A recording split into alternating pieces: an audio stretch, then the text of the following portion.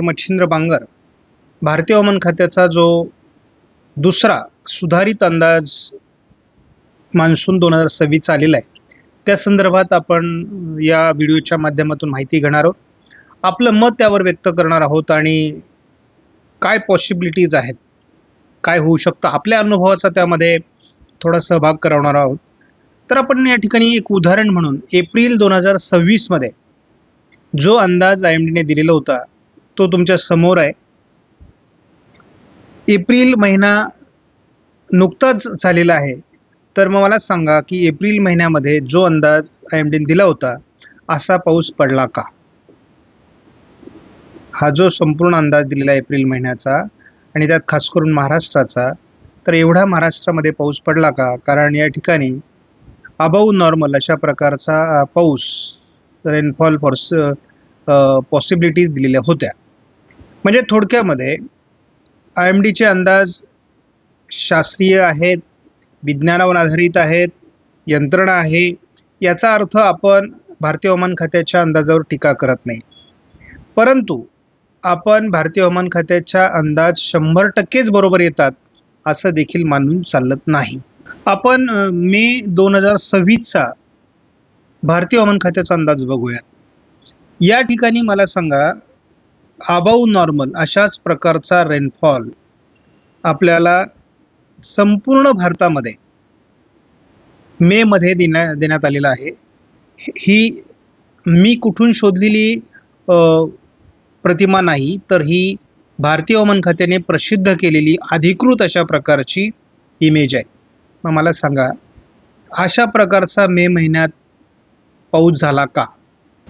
आपण जर भारतीय हवामान खात्याने आज दिलेल्या अंदाजानुसार त्याच्या हायलाईट्सवर थोडं लक्ष केंद्रित करूयात.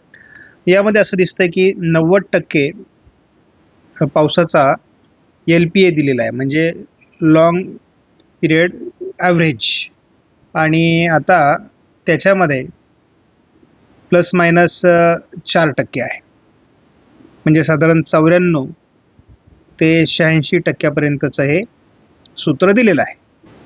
आणि आपल्या सगळ्यांना माहिती आहे की हा अंदाज देण्यापूर्वी भारतीय हवामान खात्याने 13 एप्रिलला दिलेल्या अंदाजामध्ये 92%चा पावसाचा अंदाज दिलेला होता.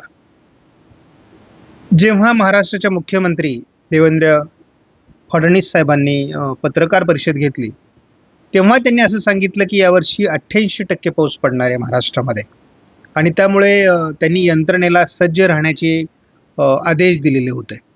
म्हणजे मला एक माहिती आहे की मुख्यमंत्र्यांना जी माहिती पुरवली जाते ती IMDकडून पुरवली जाते, आणि मग त्यांनी दिलेल्या अंदाजानुसारच त्यांनी 88% अंदाज गृहीत धरला आहे.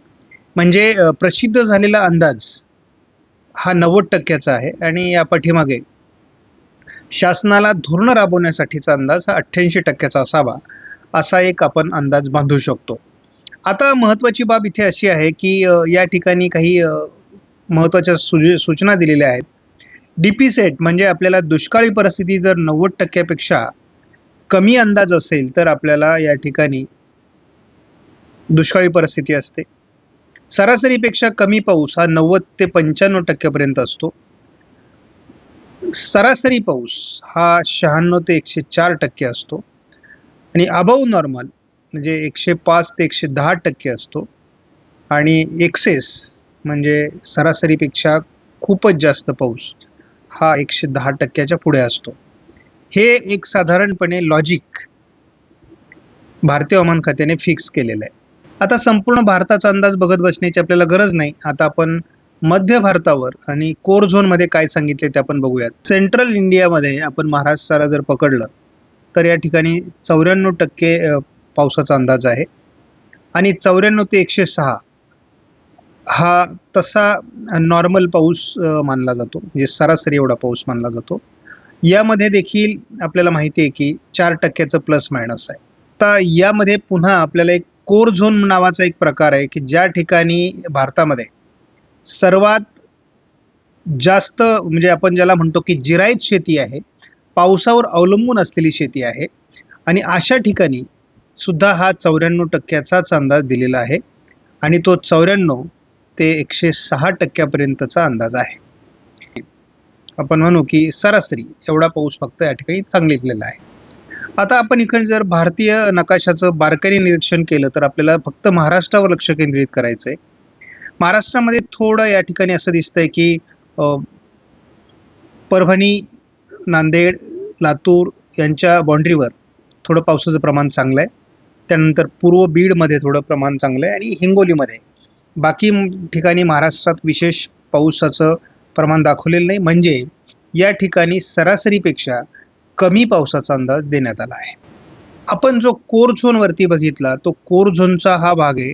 यामध्ये गुजरात, राजस्थान, मध्य प्रदेश, छत्तीसगड, ओरिसा, झारखंड, महाराष्ट्र आणि उत्तर कर्नाटक याचा भाग येतो, जिथे खऱ्या अर्थाने खरीप आणि रब्बीची जिराईत पिकं मोठ्या प्रमाणात होतात आणि जे भारताच्या GDPला परिणाम करतात. जर या ठिकाणी पाऊस कमी होणार असेल तर महागाई वाढू शकते आणि भारताच्या GDPवर सुद्धा त्याचा परिणाम होऊ शकतो, असा देखील या ठिकाणी अंदाज देण्यात आला आहे. आता जूनमध्ये जो पाऊस दिलेला आहे त्यात साधारणपणे लातूर, धाराशिव, सोलापूर आणि थोडं अहिल्यानगर या भागात पावसाचं प्रमाण सरासरी राहील असा अंदाज आहे. मात्र उर्वरित भागामध्ये अतिशय कमी पावसाची शक्यता या ठिकाणी व्यक्त केलेली आहे. कमी म्हणजे किती? तर सरासरी 90% त्यांनी सांगितलेलं आहे आणि याचाच अर्थ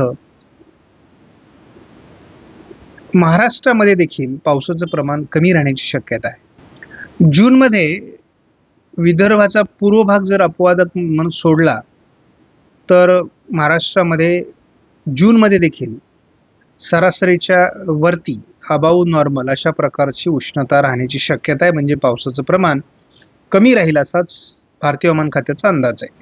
मी एका वाक्यात सांगतो, भारतीय हवामान खात्याने अघोषित दुष्काळ या ठिकाणी सांगितलेला आहे. मात्र मुख्यमंत्र्यांनी 2 मीटिंगा घेऊन दुष्काळासाठी सज्ज राहा अशा प्रकारचे आदेश यापूर्वीच दिलेले आहे.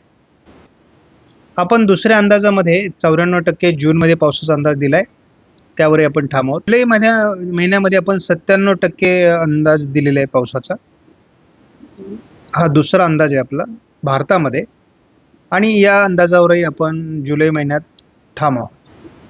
भारतात आपण 94% पावसाचा अंदाज दिलेला आहे आणि या अंदाजाशी पण आपण ठाम आहोत. पण भारतात सप्टेंबर महिन्यामध्ये 95% पावसाचा अंदाज दिलेला आहे आणि या विषयावर आपण ठाम आहोत. आपण महाराष्ट्रामध्ये एकूण 97% पाऊस पडेल असा अंदाज दिलेला आहे आणि या विषयातही आपल्याला काही शंका असण्याचं कारण नाही.